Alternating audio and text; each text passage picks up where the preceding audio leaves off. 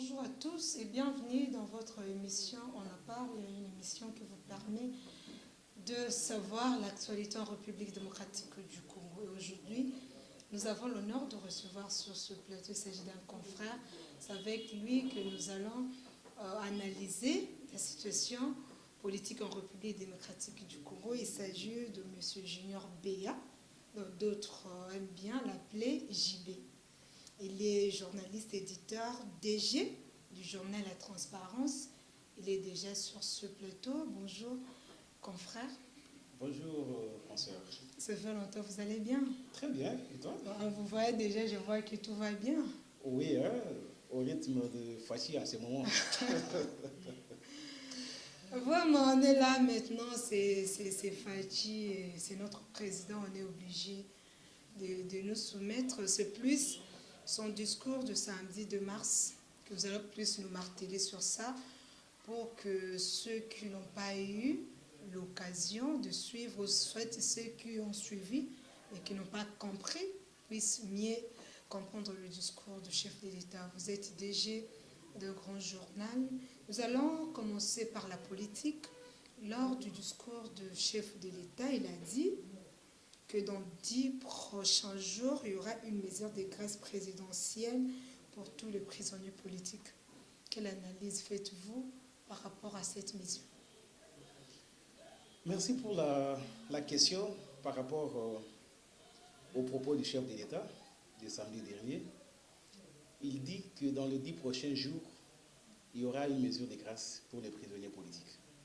Beaucoup pensaient que le chef de l'État était là juste quelqu'un de fantaisie, quelqu'un qui ne régnait pas. Un président protocolaire. Un président protocolaire. Comme d'autres les disent, pas nous, pas nous. Pas nous, franchement. Pas nous, pas de parce notre que côté. sinon, on va dire que voilà, non, pas nous, mais d'autres les disent. Il est en train de prendre ses marques.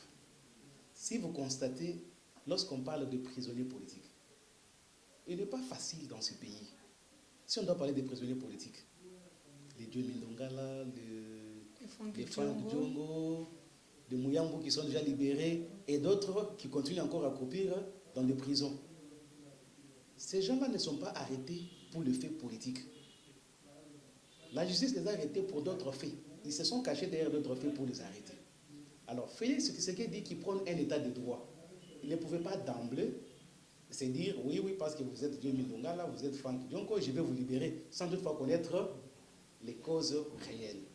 Et aujourd'hui, après s'être imprégné du dossier, il a pris ses marques et il déclare, dans les prochains jours, il va libérer ses prisonniers politiques.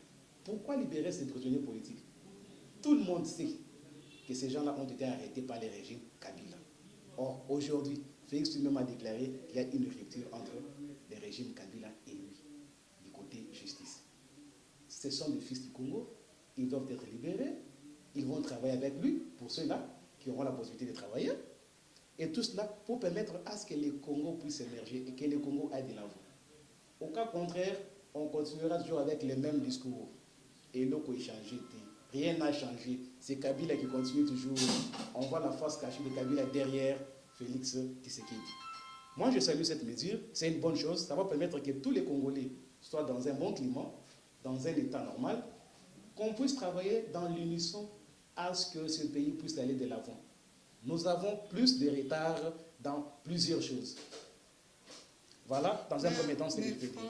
Franck Diongo, nous savons ce qu'il avait fait. Vous étiez en Kinshasa, il avait séquestré. Ça, c'était la cause qu'il se trouve aujourd'hui en prison. Vous pensez, quand le président Félix se demande à ce que, on ne sait pas encore si Franck Diongo aussi sera libéré, on ne sait pas encore, mais nous attendons voir parce qu'il a parlé de prisonniers politiques, alors que Franck Diongo fait aussi partie de ces personnes. Vous pensez que Franck Diongo était innocent? Madame, je vous dirais d'emblée que c'est une mesure de grâce. Qu'est-ce qu'on appelle grâce? C'est du bon vouloir du chef. C'est le chef qui juge. Mais quelqu'un qui a commis une faute. Franck Diongo a-t-il été jugé par la justice? Oui. Il a été condamné. Il ne purge pas sa peine? Oui. Mais le chef prend une mesure de grâce. Dans la mesure de grâce, on ne peut pas le juger. Et pourquoi dire que c'est M. Kabila qui a fait à ce que Franck Diongo se retrouve en prison en ces moments, pendant que nous savons c'est ce qui s'était passé en 2016? Sur les cas Franck Diongo, on ne peut pas trop s'atteler. En disant de Parce prisonniers que les prisonniers politiques. Oui, voilà. parlons de prisonniers politiques. Les prisonniers politiques dans l'ensemble, on savait que non, c'était deux gens qui avaient des problèmes personnels avec l'ancien président Joseph Kabila. Tout ce qui bougeait du côté opposition, on devait les arrêter. Alors, Franck Diongo, Diomine Ndongala et autres étaient avec Félix dans l'opposition. Et ils se battaient pour que le régime de Kabila puisse un jour quitter et qu'il les remplace. Comment aujourd'hui juger Félix qui veut travailler avec ses frères qui étaient à ses côtés? Mais c'est vice-versa. Pourquoi ne pas faire vice-versa? Demandons c'est à notre président, parce que lors du régime de l'ancien président, Joseph Kabila, il y avait plus des opposants qui étaient en prison. Aujourd'hui, notre président, Félix Tshisekedi, est là. Pourquoi ne pas aussi arrêter ceux qui ont fait des abus et les jeter en prison? On ne demanderait pas à Félix Tshisekedi d'arrêter tous ceux qui ont travaillé avec Kabila. Non, pas tout. On dit ceux qui ont commis. Ceux qui ont commis. Lui-même prône un état de droit.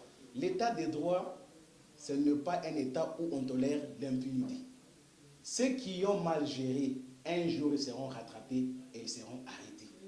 Arrêtés non pas par Félix Tshisekedi comme président, mais par la justice, qui va ouvrir un dossier pour eux. Donc, laissons le temps. Félix Tshisekedi n'a que quelques jours depuis qu'il est investi président de la République. Déjà 36 jours déjà. Plus de 36 jours. Aujourd'hui, on est à 38 jours. Hein? Voilà, 38 jours, comprenez. Vous voulez qu'il fasse tout dans moins d'un mois ou dans un mois? Laissons Félix le temps de travailler. Il n'a pas encore formé son gouvernement. D'ici là, il va nommer un informateur qui ira identifier la majorité au sein du Parlement. Oui, mais c'est ça. Voilà. C'est ça aussi. C'est là où se trouve un sérieux problème en ces moments entre CACH et FCC du côté de l'informateur, parce que pour eux, ils se disent que ce sont eux qui doivent nommer. Pour M. Tshisekedi, c'est lui. Bon, quand vous avez aussi la connaissance de cette chose, pourriez-vous nous expliquer comment cela doit se passer? Madame, la Constitution est claire là-dessus.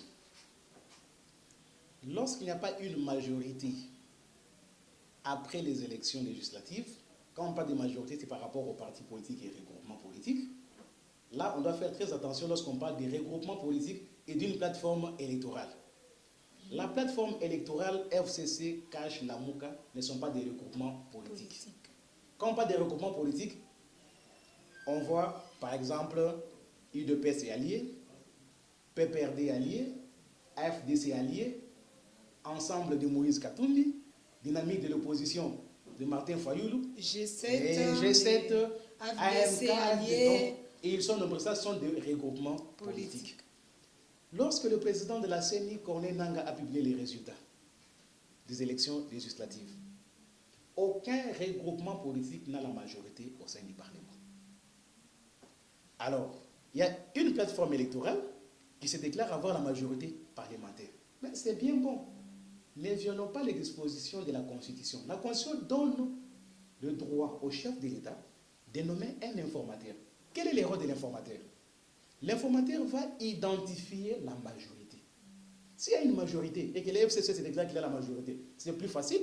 L'informateur ira constater que non, il y a les gens qui sont derrière l'ancien chef de l'État, Joseph Kabila, qui ont la majorité au sein du Parlement. Et là, les chefs de l'État vont nommer maintenant l'informateur pour former un gouvernement. Et l'informateur n'aura même pas un grand travail. Pour ton information, il n'a que des questions qu'il va poser à chaque parti politique ou regroupement politique. Veux-tu être la majorité ou dans l'opposition? Si tu veux être dans... Peut-être que c'est par là que on peut dire FCC ou bien le PPRD a peur, parce qu'aujourd'hui, il y a Félix Tshisekedi qui est déjà président. Ils ont peur peut-être que l'informateur va triquer, va dire genre, voilà, vous êtes député de l'opposition majorité, pourriez-vous rejoindre notre côté ou pas? Vous ne voyez pas que c'est là aussi que les amis de FC sont pères? Ce n'est pas bien connaître l'homme. Félix Tshisekedi avait déclaré qu'il ne va corrompre aucun député pour former la majorité de son côté. Il est conscient que Cash n'a pas la majorité. Il est conscient que la Mouka n'a pas la majorité. Et que le FCC se déclare qu'ils ont leur majorité. Est-ce une majorité mécanique ou une majorité idéologique? Lorsqu'on est une majorité idéologique, on ne peut pas avoir peur. Quelle que soit la tempête, ils seront toujours ensemble. Ils ne vont pas se dissoudre. Pourquoi nos amis ne veulent pas accepter que Félix nomme un informateur? Parce qu'ils savent très bien. Les systèmes passés, tous ces jeux autour de l'argent, tous ces jeux autour des postes, Félix n'a élu personne. Ces députés-là ne sont pas nommés, ces députés-là sont élus par leur base. Et ils avaient un discours lorsqu'ils sont partis pour être élus. Ces députés-là doivent défendre les discours qu'ils tenaient pendant la campagne électorale devant leur base. S'ils disaient à leur base que non, votez pour moi, on va faire ça, ça, ça, ça, ça. Ils n'ont pas dit que non, votez pour moi, si Félix est élu, nous allons le combattre. Non. Madame, sur ce point-là, je trouve que nos amis du FCC n'ont pas raison. Félix va nommer un informateur. S'ils ont la majorité, on va constater cette majorité. S'ils n'ont pas de la majorité, ça va aussi se constater. Le pays ne sera pas bloqué juste parce qu'on veut nommer un informateur. C'est une disposition de la loi, de la Constitution. Laissez que la Constitution aille jusqu'au bout.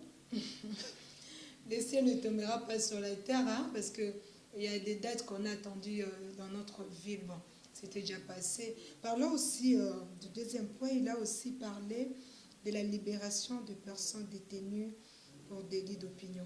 Vous pensez que toutes ces personnes qui sont à Makala seront aussi bénéficieront de cette mesure? Je crois bien qu'ils vont bénéficier de cette mesure. Ou bien seulement ceux de l'UDPS? Pas seulement de l'UDPS, madame. Remarquez une chose, depuis que Félix Antoine Tshisekedi Tshilombo est élu président, investi par la Cour constitutionnelle, il a prêté serment devant une foule nombreuse. Il a fait la remise de représentation de Joseph Kabila Kabange et aujourd'hui, il est en train de marquer ses pas. Depuis que ce monsieur est au pouvoir, l'opposant numéro 1 de Félix Antoine Tshilombo Tshisekedi, c'est qui? C'est Martin Fayulu. Mais Martin Fayulu a la liberté d'expression. Il a tenu combien de meetings? On a parlé en mal du président. Dans combien d'endroits? Est-ce qu'on a arrêté ces gens-là? Il va gouverner autrement. Il laissera chacun libre, comme lui-même l'a dit. Il n'interdira à personne d'exprimer ses opinions, même s'ils sont contre lui. Il n'arrêtera personne pour preuve tout ce que Fayulu a fait comme meeting. Il n'y a pas eu d'arrestation, il n'y a pas eu de gaz lacrymogène, comme ça se passait dans les temps. Et pourquoi pas ne pas libérer tous ceux-là qui sont arrêtés arbitrairement parce qu'ils exprimaient leur opinion? Dans notre constitution, on nous garantit la liberté d'expression et d'opinion. L'unité dans la diversité. Madame, tu peux être du PPRD, mon frère caméraman peut être de, je ne sais, de la Mouka.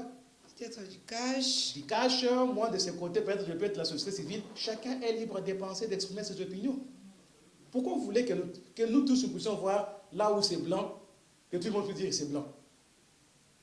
Peut-être comme j'ai des problèmes de yeux, je vais dire non, c'est un peu noir. De toutes les façons, c'est aussi important d'avoir une opposition dans ces Voilà. pays. Parce que sans opposition, comment le pays va marcher? On ne peut pas étouffer une opposition dans ces pays. Hein? Je vous dis, ces gens-là qui ont été arrêtés pour leurs opinions seront libérés. Et c'est plus facile. Les chefs d'État actuels donnent déjà l'exemple. S'il était derrière le pas de son prédécesseur, Fayulu en ce moment serait déjà en prison. Hélas. Fayulu continue à parler. Et plus grave, nous connaissons très bien tout ce qui se passe. Quand M. Kabila a été au pouvoir, avez-vous vu combien de fois le meeting de l'UDPS et l'opposition passait à la RTNC? Et aujourd'hui, c'est la part du lion. Après les activités du chef de l'État, dans le journal télévisé de la RTNC, on vous parle de la Mouka des meetings de Fayulu. C'est pour vous dire, on a un chef ouvert. Un chef il n'est plus, qui... Bon, ça on peut le dire, il n'est pas, comme d'autres le disent, un chef protocolaire, parce que c'est un discours que nous attendons tous les jours. Non, M. Tshisekedi, c'est un président protocolaire, il a été nommé par Monsieur Joseph Kabila, il ne va rien faire. Mais par rapport à tout ce que nous voyons, c'est comme si le peuple congolais d'ici peu, d'autres vont changer de langage. Madame, la culture de l'alternance, on n'en a pas dans ce pays. C'est pour la première fois. Je peux vous dire, c'est depuis 1960 qu'on n'a pas eu une alternance pacifique, passation pacifique du pouvoir. Et nous sommes en train de vivre la réalité. Nous sommes en train d'expérimenter la première passation civilisée. Car ceux-là qui continuent à rêver, qu'ils continuent de rêver. Kabila n'est plus président de ces pays. C'est Félix Antoine Tshilombo Tshisekedi qui est président. S'il continue de croire que Félix est un président protocolaire, c'est que Félix est plus intelligent. Mais monsieur Junior Béa, quand notre président Joseph Kabila était là, je sais que les opposants, surtout l'UDPS, tout le temps, ils criaient, monsieur Kabila, dégage, voilà, tu as fait ça, tu as fait ça, tu as fait ça. Mais aujourd'hui, depuis que le président Félix Tshisekedi a pris le bâton de commandement, plus les gens de l'UDPS parlent bien de M. Kabila. C'est comme si ils ont oublié tout ce qu'ils disaient à la télé. Oh non, voilà, M. Kabila, il a fait ça. M. Kabila, il est comme ça. M. Kabila, il a fait ça. Il est mauvais. Mais aujourd'hui, c'est comme si toutes ces mauvaises choses, ils ont oublié. Maintenant, M. Kabila, notre partenaire. M. Kabila, voilà, il a fait ça. M. Kabila, un homme d'État. M. Kabila, comme ça. Vous ne trouvez pas qu'il y a quelque chose de louche là-dessus? Madame, il y a un adage qui dit « Mieux vaut la fin d'une chose que son commencement ». Monsieur Kabila, comment a-t-il fini son pouvoir? Qui s'attendait que Kabila pouvait ne pouvait pas briguer le troisième mandat? Depuis 2016, on devrait normalement avoir les élections depuis 2016. Mais les élections sont passées 2 ans après. Tout ça, c'est parce que la majorité qui était autour du président Kabila voulait qu'on puisse réviser la Constitution, lui permettre de briguer le troisième mandat. Mais avec l'UDPS et d'autres partis de l'opposition, ils ont dit, n'y a pas question, Kabila ne briguera pas le troisième mandat. Et c'est comme ça qu'il est allé loin. Il a même choisi son dauphin. Et tout le monde criait haut et fort que Emmanuel Chadar, le dauphin du chef de l'État, va gagner les élections. Surtout, je m'en souviens du jour du vote. Vous avez suivi aussi son discours après avoir voté de Emmanuel Ramazan Chadar. Mais ce monsieur, avec arrogance, il a dit dès ce soir, je serai président de la République. Il était trop sûr. Qui pouvait s'imaginer que le pouvoir pouvait aller entre les mains d'une autre personne? Madame, l'UDPS a toujours prôné la lutte sans combat. L'UDPS ne voulait pas prendre les armes pour faire... Mais vous prenez trop la position de l'UDPS. Je ne prends pas la position de l'UDPS, mais nous devons défendre la vérité. La vérité est têtue, mais ça reste la vérité. Aujourd'hui, l'UDPS a pris le pouvoir par les canaux de Félix Antoine Tshilombo Tshisekedi sans un coup de balle. Pourquoi vous ne voulez pas féliciter ça? Les gens s'attendaient toujours à ce qu'il y ait eu mort d'homme. Et vous êtes aussi sûr parce que bon, la vérité des urnes, c'est toujours le même problème qui se trouve en ces moments. Parce que pour d'autres, M. Tshisekedi n'était pas élu et qu'il a été nommé. La vérité des urnes, parlons-en. Si vous déclarez que vous êtes élu, c'est juste une parenthèse. C'est une parenthèse, oui. Mais amenez de preuves.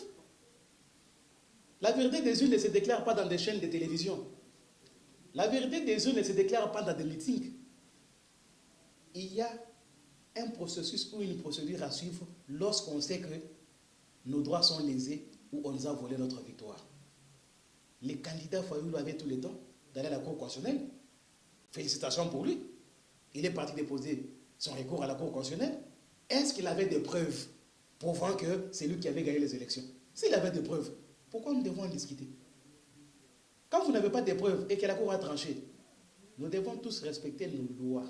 La Constitution est au-dessus de tout le monde. Les arrêts de la Cour constitutionnelle sont inattaquables. En dehors de la Cour constitutionnelle, lorsque la Cour rend son arrêt, il n'y a que Dieu qui peut intervenir. Fayoulou le voit partir où? Il déclarera toujours comment voyer la victoire, mais il ne donnera pas de preuves. Et d'ailleurs, pour cause, retenez. D'un côté, il a 70%, de l'autre côté, il a 58%. Après, on va parler des 47%. Mais au finish, la même personne, s'il lui avait effectivement gagné les élections, il allait nous donner le pourcentage correct. Parlons à présent de Yumbi et Boutembo, cette partie de la République démocratique du Congo qui avait été prévu des élections. Et aujourd'hui, ça on doit parler de la CENI. Parce que la raison que M. Nanga nous avait donnée, vous savez, il a dit, c'est parce qu'il y avait le virus à Ebola, il y avait l'insécurité. Mais aujourd'hui, j'espère que nous suivons les informations par rapport à tout ce qui se passe à Yumbi, Butembo. De l'autre côté, il y a toujours Ebola qui persiste, il y a l'insécurité. Mais M. Nanga organise les élections. Pourquoi ça? Nanga avait ses propres raisons lorsqu'il avait annulé les élections dans ces coins du pays. Et Ebola, c'était Ebola. Ebola du côté de Beni, Butembo, et Yumbi, c'était de l'insécurité. Oui. On a même assassiné l'administrateur du territoire. Aujourd'hui, en concertation avec le ministère de l'Intérieur, s'il trouve que non, la situation s'est calmée, on n'a pas dit qu'on a éradiqué Ebola. Si la situation s'est améliorée par rapport au mois de décembre... Mais Monsieur Junior, vous êtes journaliste et éditeur de grands journaux, vous savez qu'en ces moments, quand nous parlons en ce moment, il y a l'insécurité qui persiste toujours. Parce que nous, on s'attendait peut-être qu'il y aurait du changement, peut-être qu'il n'y aura pas d'insécurité, mais on constate que jusqu'alors, même au moment où nous parlons, à cet instant même, il y a toujours l'insécurité. Mais M. Nanga organise toujours les élections. Parce que quand les opposants, nous savons aussi, même Tshisekedi, Fayoulou à l'époque, ils ont eu aussi à demander est-ce que ces gens puissent voter. Mais c'est net. Non, il n'y aura pas élection dans cette partie de la République démocratique du Congo. Mais aujourd'hui, M. Nanga qui organise les élections dans la même condition. Ce n'est pas de la mauvaise foi, ça. Oui, peut-être c'est de la mauvaise foi, madame, mais ne me poussez pas à me substituer à la CENI. Non, nous faisons des analyses. Ce sont des analyses. Nous faisons des analyses. Si Nanga, à l'époque, ce qui se passe vraiment. À l'époque, Nanga avait donné ses raisons de l'insécurité et de la maladie à virus Ebola. Que c'était impossible d'organiser les élections de ce côté-là. Et qu'aujourd'hui, il trouve que non, la situation s'est calmée. Pourquoi Monsieur Junior, réponds d'abord à ma question. La situation s'est calmée. Parce qu'il y a des gens qui suivent partout dans le monde entier en ces moments qui veulent aussi savoir est-ce que vous êtes journaliste, vous êtes éditeur. Est-ce que la situation s'est calmée? Il y a une petite amélioration, madame. Il y a une petite amélioration. Sûr de ce que... Quand on parle d'amélioration, c'est qu'il y a un nouveau régime. Le chef de l'État a pris des missiles. Il a dit qu'ils vont nommer un nouveau administrateur du territoire du côté de Yumbi. Et on va renforcer encore la sécurité de ce côté-là pour que la population soit en paix. Ça, c'est le parole du chef de l'État. Quand le chef de l'État s'engage sur une voie, et surtout depuis qu'il est au pouvoir, tout ce qu'il dit, il le réalise. Ebola, madame, il y a des équipes qui sont sur le terrain. Ces équipes sont en train de travailler pour éradiquer cette maladie. Ebola n'a pas encore fini à Beni Butembo. Ebola continue. Mais on a juste... C'est que les opposants criaient. Pour preuve, Monsieur Nanga organise les élections dans cette partie. Pour preuve, madame, il n'y a pas longtemps, le candidat Mafa, Martin Fayoulou, le soldat du peuple, a fait le meeting à Beni, à Butembo. Il a appelé la même population à aller aux élections. Pour vous dire, s'il trouve que non, il y a amélioration. Au cas contraire... Il y avait toujours amélioration parce que même l'année passée, en 2018, il y avait toujours ce problème d'Ebola. Même en ce moment où nous parlons, il y a toujours... Je ne suis pas défenseur de la CNI ou du Koné Nanga, non, mais je constate seulement que Nanga dit que le moment est propice maintenant pour aller aux élections. Et il va les organiser à la fin de ce mois. Attendons voir, le 31 mars. Attendons voir. C'est une bonne chose parce que de ce côté-là, ils ne vont pas voter les chefs de l'État, ils vont voter les députés. Ça fait mal. Hein, alors, comme ils vont voter les députés, ils n'ont pas pu choisir leur président. Nous regrettons de ça, madame, mais mieux vaut tard que jamais. Quand on va organiser les élections, pas de problème. Laissez-nous aussi avoir cette possibilité-là de 2023, c'est... Bon, dans 4 ans, nous allons aussi aller aux élections. Espérons que le président Félix Tshisekedi va organiser les élections dans le délai prévu. Parlant de social. Aujourd'hui, le président nous dit qu'il va réhabiliter certains hôpitaux, notamment Mama Emo et Sendwe de Lubumbashi. Pourquoi seulement Mama Emo et Sendwe pendant que il y a d'autres hôpitaux qui sont ici dans la capitale. Madame, lorsqu'on parle de l'hôpital général de Kinshasa, ex-Mama Yemou, il n'y a pas un hôpital à qui ne dépasse Mama Yemou, côté personnel. Ça, il faut noter. Mama Yemou, c'est l'hôpital de l'État. Mais ça se trouve dans quel état aujourd'hui? Et le chef de l'État vous a dit dans les mesures d'urgence de ces 100 premiers jours, il va réhabiliter ces deux-là. Ce n'est qu'un pas. Il commence d'abord par ces deux-là et on va élargir. C'est ça le social, madame. Ici, dans ces pays, tout le monde est habitué à qui, lorsque vous tombez malade, on doit vous transférer à l'étranger. Alors que nous avons des hôpitaux ici. Nous avons des médecins qualifiés. Mais ils travaillent dans quel genre de conditions? Quelles infrastructures? Commençons d'abord par réhabiliter Mama Yemou. On a la clinique Galliema aussi. On a la clinique universitaire. Là, on parle d'abord des hôpitaux de l'État. Oui, mais Saint-Joseph. Saint-Joseph, c'est pour les catholiques, bien qu'ils sont toujours en collaboration avec l'État congolais. D'accord. Donc, Mama Yemou, ça, c'est une très bonne chose. Moi, je l'encourage. Cela va permettre à ce que la plupart des Congolais qui ont toujours l'habitude d'aller se faire soigner à l'étranger puissent trouver des choses appropriées ici. Ça fait partie du social. Et nous devons encourager les propos du chef de l'État pour la réhabilitation de l'hôpital Mama Yemou. Il dit la justice sera administrée par des personnes intègres. Le propos du président de la République. Donc, le régime passé, il n'y avait pas de personnes intègres. C'est le constat que le chef de l'État a fait. La justice sera administrée par les personnes intègres. Pourquoi il est dit? Parce qu'on avait une justice à double vitesse. Lorsque vous êtes du côté du pouvoir, quel que soit le mal que vous allez commettre, on n'aura jamais de poursuites contre vous. Mais il n'y a que des petits délinquants, des voleurs, de la cité, les Koulouna et les autres, et les opposants qui expriment leur opinion, qui sont arrêtés. Lorsqu'il vous dit que ça sera administré par des personnes intègres, on ne dira que la loi, on n'appliquera que la loi. Ça ne sera pas question que non, moi je suis de la famille qui s'est dit, quel que soit tout ce que je vais commettre comme bêtise, on ne va pas m'arrêter. Non. Le chef d'État a raison sur ce point-là, madame. Combien de fois, pour vous rafraîchir la mémoire, l'ancien conseiller spécial en matière de la lutte contre la corruption de l'ex-président Joseph Kabila, Luzo Lebambi, a eu à décrier combien de cas de DG des entreprises qui dilapidaient les deniers publics, qui volaient l'argent de l'État. Avez-vous vu un jour une poursuite judiciaire contre ces gens-là? Pas du tout. Pour quelle raison?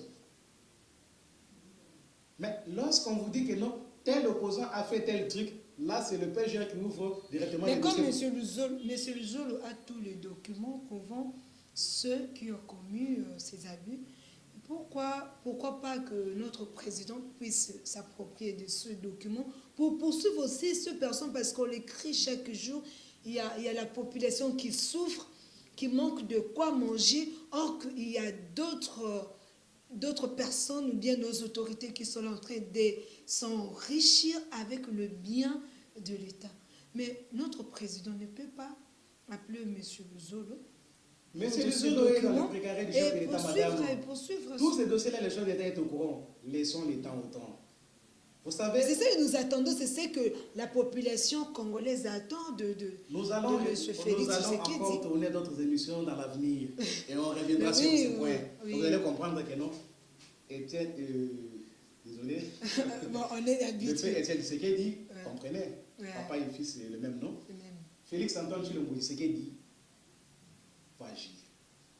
Mais il ne va pas agir dans la précipitation. Ne poussons pas les chefs d'État à faire la chasse à l'homme. Son credo est clair. L'amour du Congo et des Congolais. On ne peut pas bâtir ces pays en faisant la chasse aux sorciers ou à la sorcière. On a d'abord besoin de tout le monde. Mais chacun doit savoir ce qu'il a fait. Si vous avez bien agi, vous n'aurez pas peur de la justice. Si vous avez mal agi et que la justice a de preuves pour vous poursuivre, il y aura un moment opportun. Il y aura un moment opportun. Au début, laissons d'abord, on a besoin de l'unité. Quand on veut consulter l'unité de ces pays, on ne doit pas chasser X, Y. Soyons d'abord ensemble. Enterrons d'abord nos guerres pour le bien de ces pays. Et travaillons dans ce sens-là, madame. Je vous dis, si Félix Tshisekedi appliquait la loi ou la logique de poursuivre tous ceux qui les combattaient qui étaient autour de Kabila, dans ce pays, je vous dirais, on n'allait pas être avec vous sur ce plateau. Oui. C'est grâce à son intelligence, à sa sagesse, à la sagacité qu'il a, que nous avons la possibilité aujourd'hui de travailler. Nous avons la possibilité de nous promener calmement. Les gens aiment quand même qu'il y ait un changement dans ces pays. Il y a des petites choses, madame. J'ai dit, laissons le temps au temps, il va agir. Ne précipitons pas. La justice reste la justice, quel que soit l'État. Espérons que notre président, dans les prochaines années, il va changer, il va poursuivre aussi ceux qui ont commis des abus. Bouclons avec l'éducation. Bon, moi, ce que j'ai aimé, c'est comme ce matin, il y a des moments qui se disaient, ah, l'année prochaine, ben, on va autant faire. Donc, mes enfants vont étudier gratuitement. Et déjà, nous avons un problème dans ce pays. On n'a pas assez d'école. Et comment cela va se réaliser? Madame, lorsque le président de la République a parlé de la gratuité de l'enseignement primaire, c'est en connaissance des causes. La gratuité de l'enseignement primaire, ça se réalisera comment? Les professeurs ou le maître ne sont pas payés.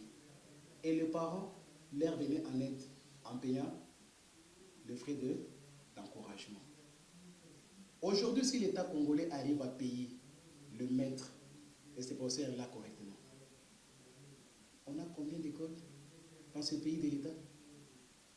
Félix Tshisekedi dit dans les mesures d'urgence qu'il a annoncé le samedi, il a parlé de la réhabilitation de certaines écoles. On ne peut pas parler de la gratuité sans réhabiliter les infrastructures. Mais normalement, c'est ce qu'il devait normalement commencer par là. Il doit d'abord commencer par réhabiliter les écoles. Et réhabiliter aussi le personnel. Parce que ces maîtres-là, même si on réhabilite les bâtiments et que ces maîtres-là ne sont pas bien payés, ils continuent toujours à demander. Mais tout devait commencer par là, parce que quand il a prononcé plutôt son premier discours, il a dit, l'année prochaine, il y aura gratuité. Mais l'année prochaine, madame... Bon, c'est déjà cette année. Quand on parle de la réhabilitation, on ne voit pas seulement les infrastructures, il faut aussi parler du personnel. Ces enseignants-là doivent être réhabilités aussi, c'est-à-dire doivent être bien payés. Et la gratuité dont Félix Tshisekedi est en train de parler, ça va commencer avec l'année scolaire 2019-2020. Donc, au mois de septembre de cette année. Au mois de septembre de cette année. Donc on a encore tout le temps qu'il fasse son travail. On a 5 mois. Madame, lorsqu'il y a les moyens et la volonté, je vous dis 5 mois, c'est trop. Pour preuve, vous avez vu ce qui s'est passé avec l'érosion de Badiadi sur la Rézapé. Il a suivi seulement la descente du chef de l'État, les constats, et il a donné l'ordre à ce que les travaux soient exécutés. Et aujourd'hui, dans moins de 2 semaines, nous voyons des preuves. Ça veut dire dans ces pays, c'est question de volonté. Lorsqu'on a la volonté, tout ira normal. Le régime de M. Kabila n'avait pas de volonté. Ce n'est pas ce que j'ai dit, madame, mais j'ai dit seulement que si on a la volonté, les moyens. Parce que nous savons qu'il y a plusieurs routes, surtout ici, dans la capitale ici, qui sont toujours dans des états vraiment... Ça blesse. Des fois, moi, je me dis comme ça que ça blesse. Hier, j'étais ici sur Bokassa. Oui. Parce que vous passez là.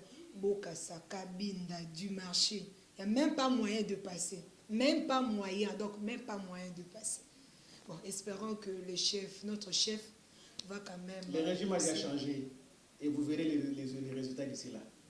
Je ne vous promets rien, mais nous allons le juger par les actes. D'ici là, vous allez voir qu'il y aura un changement. Surtout en ce qui concerne la voirie de la ville de Kinshasa. Pas seulement pour Kinshasa, mais même les grandes routes à travers le monde.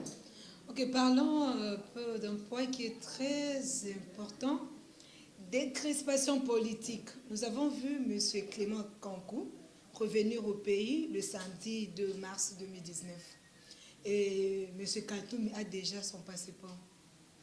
Quel point de vue pouvez-vous émettre par rapport à cela? Ça, c'est les œuvres de Fati. Fati n'a pas d'ennemi. Fati n'a que des Congolais. Il va travailler pour l'intérêt. Il a dit, je suis président de ceux qui m'ont voté. De ceux qui m'ont voté, de ceux qui ne m'ont pas voté. Nous savons très bien la position de Katoum. Katoum était du côté de la Mouka.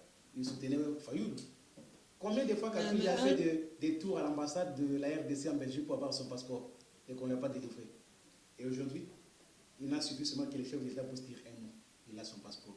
Il faut vous dire, Antoine Félix est une homosexuelle de part inclinée. Il veut voir tout le monde revenir au pays pour qu'on développe ces pays ensemble. Ça ne sert à rien. Mettre la campagne électorale a déjà pris fin. Maintenant, c'est la reconstruction. Mettons-nous ensemble, travaillons. Après 5 ans, on reviendra encore, que chacun puisse postuler. Mais pour l'instant, finis la campagne électorale. Parce qu'on est quand même président. Allons au travail. Maintenant, nous attendons l'élection sénatoriale. Donc, où là, il y a, j'ai suivi l'autre fois M. Luzolo qui a retiré sa candidature et dit qu'il y a la corruption là-dessus. Bon, on ne sait pas. En attendant voir ceux qui seront votés, bonne chance, parce que d'ici là, je crois le 14, la campagne. D'ici là, la campagne va commencer, les élections. Le 11. Je vais insérer un truc. N'oubliez pas les propos du chef de l'État lorsqu'il était en mission en Namibie. Il a dit ceci, que dans les jours prochains, ils vont penser comment revoir un peu le système électoral de la RDC. Parce que ce qui se passe lorsqu'on parle aujourd'hui de la corruption au niveau des députés provinciaux pour élire les sénateurs et les gouverneurs, c'est honteux de voir toi qui t'amènes avec de l'argent pour corrompre les gens afin d'occuper un poste. Mais vous ne trouvez pas que... Moi, je me demande aussi, nos députés, quand nous, la population, nous vous votons et vous êtes là, vous prenez aussi l'argent pour voter. Mais est-ce que vous avez vraiment le souci de ce peuple? Ces gens-là sont des ventrologues. Ils viennent juste chercher les voix auprès de la population et dès qu'ils se retrouvent dans la peau des députés provinciaux, c'est fini. Personne ne retournera encore à la base pour rendre des comptes. C'est comme ça que le chef d'État dit on doit revoir un peu ce système-là. Pourquoi revoir le système? Quand on parle de la corruption, nous autres, on a parlé de la corruption. Didier Chimanga a parlé de la corruption. Il y a encore qui est... il y a tant d'autres. Il y a tant d'autres. Mais l'unique chose qu'on leur demande, qu'ils puissent dénoncer, c'est les députés-là qui leur ont demandé de l'argent. Parler qu'il y a la corruption, c'est bien bon. Mais pourquoi ne pas citer les noms de ceux-là qui leur ont demandé de l'argent? C'est pour nous aider aussi à voir que non. Regardez la personne que nous avons votée. Les problèmes qui se passent sur le preuve. Imaginez-vous, bon, je viens vous voir, vous n'avez pas votre téléphone pour m'enregistrer, je vous dis, mais bon, monsieur Junior, vous avez besoin de pouvoir pour que je vous vote, il faut me donner 10 000, 15 000 dollars. Si vous n'avez pas ça, vous pouvez peut-être avoir ça. Mais quand vous donnez de l'argent pour que quelqu'un puisse vous voter, ça fait aussi mal parce qu'on est tous de Congolais. On a besoin de gens qui sont capables, comme le chef a dit, la justice sera administrée par des personnes intègres. C'est ce que nous avons besoin, nos chers députés. Donc lorsque vous parlez de preuves, madame, je prends un exemple terre à terre. Vous rencontrez un militaire en cours de route avec son arme, il tire sur un passant pour récupérer quelques biens qu'il a sur lui. Tu as vu. Et tu dis, tu parles à la justice, tu dis, as-tu de preuves que non c'est lui? Est-ce que toi, en ce moment, tu pouvais avoir un téléphone pour le filmer? Mais c'est ça que je dis que quand... Parce que vous avez dit tantôt dénoncer. que dénoncer, c'est ce que je dis, on peut dénoncer. Parce qu'il dénonce, c'est parce que le député, il y a quelques députés qui ont eu à leur demander de l'argent. Voilà pourquoi ils dénoncent la corruption. Mais tellement qu'ils n'ont pas de preuves, donc... Il y a tentative de corruption lorsque vous dites à quelqu'un que non, si vous n'avez pas autant, ne venez pas. C'est une tentative de corruption. Mais qui va corrompre? Ce sont les candidats gouverneurs et sénateurs qui doivent corrompre. Mais ici, c'est le contraire. On sent que les députés provinciaux eux-mêmes, ces gens-là qui sont à la recherche de l'argent. C'est ça aussi le problème. Ils cherchent de l'argent, ils cherchent des voitures. Voilà, ils vous cherchent des parcelles. Achète-moi d'abord une voiture pour que je te donne ma voiture. On doit changer ces modes de scrutin comme Félix Antoine Tshisekedi. J'espère bien 2023, ça sera chaud. 2023, comme la population a compris l'essence des élections, j'espère bien vous, les députés nationaux, tout comme provinciaux, vous devez bien agir. C'est le moment de vous préparer. N'attendez pas 2023 pour recommencer toujours avec le même discours. Si vous votez, moi, je vais faire ça pour vous, je vais faire ça pour vous, et après, vous partez. Monsieur Junior, nous sommes arrivés à la fin. Un mot? Merci beaucoup, Madame Marlene, de m'avoir invité pour la première fois dans cette émission, Congo Suisse TV. C'est une émission qui passe sur YouTube. Une émission, on en parle, qui passe dans Congo Suisse Télévision. Congo Suisse Télévision. Voilà. Donc, je vous souhaite bon vent.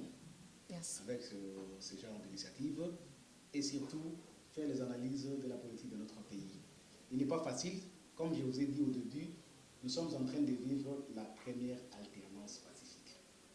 Les gens peuvent pour parler. On n'interdira à personne de parler à mal de Félix ou de ce qu'il fait. D'ailleurs, on dit, la personne qu'on ne critique pas ne saura pas comment améliorer dans certains aspects. Si ce sont des critiques constructives, ce serait le bienvenu, parce que ça va l'aider à améliorer. Mais s'il faut juste parler pour faire plaisir à qui que ce soit, là, nous allons nous interposer. Et on ne fera pas passer ce genre de trucs. Vous qui? Nous qui soutenons les actions du nouveau chef de l'État, parce que nous voulons voir les changements dans ces pays. Okay. Et tout celui qui fait les changements doit militer à ce que tout aille bien. Comme le chef a dit, chacun est libre de parler. On n'arrêtera personne parce qu'il s'est exprimé contre le chef. Attention, il y a des politiciens qui sont retrouvés en prison pour dire qu'il y a une diffamation à la personne du chef de l'État. La personne du chef de l'État, oui. Avec Félix-Antoine Tshilombo, il a dit qu'il n'y a pas question de ce sort-là. Espérons. On espère, on va les juger dans quelques années. On les souhaite bon vent. Nous attendons d'ici là la nomination d'un informateur qui va identifier la majorité au sein du Parlement. Après cette identification, il va passer à l'étape du formateur. Après les formateurs, là, on aura un Premier ministre, le Premier ministre qui, en concertation avec le chef de l'État, va travailler pour former l'équipe gouvernementale. Et cette équipe, comme le chef l'a dit, chacun va signer un code de bonne conduite. Donc, lorsque vous outrepassez les critères, on vous sanctionne et vous partez. C'est l'impunité qui a tué ces pays. Joseph Kabila pouvait être bon, mais parce qu'il était trop passif, il ne sanctionnait pas. Le fait de ne pas sanctionner, les gens ont cru que non, ils sont libres de tout faire. Mais avec Tshisekedi, je ne crois pas. Il ne sanctionnait pas le sien. Il ne sanctionnait pas les siens, voilà. Un ministre qui vole, un ministre qui détourne, un ministre qui fait quoi, on nous laisse toujours travailler. Mais Félix-Antoine Tshilombo, on espère qu'on va les juger. S'il le fait les contraires de ce qu'on attend de lui, nous serons les premières personnes à passer encore sur ce plateau pour le décrire. Merci beaucoup. C'était pour moi un plaisir de vous recevoir, chers confrères. Nous sommes arrivés à la fin de notre émission. On en parle, une émission. J'espère que vous avez bien compris tout ce qui se passe en République démocratique du Congo et aussi le discours du chef de l'État. Nous avons analysé.